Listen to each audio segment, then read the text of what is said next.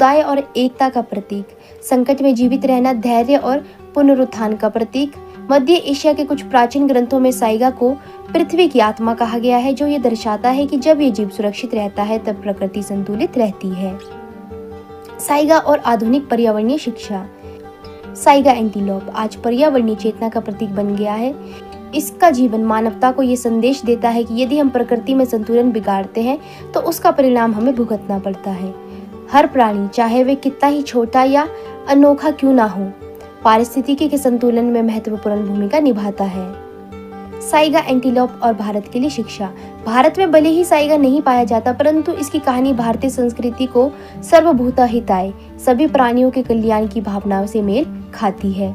जैसे भारत में गाय, मृग और नीलगाय पवित्र माने जाते हैं, वैसे ही मध्य एशिया में साइगा को भी ईश्वर का जीव कहा गया है। ये जीव हमें ये सिखाता है कि धार्मिक आस्था और पर्यावरण संरक्षण को साथ लेकर चलना ही सच्ची मानवता है। साइगा एंटीलोप पृथ्वी के उन जीवों में से एक है जो न केवल प्राकृतिक दृष्टि से महत्वपूर्ण है, बल्कि सांस्कृतिक और आध्यात्मिक रूप से भी अत्यंत मूल्यवान है। ये जीव मानवता को ये याद दिलाता है कि प्रकृति का प्रत्येक प्राणी ईश्वर की रचना है। जब हम किसी प्राणी को बचाते हैं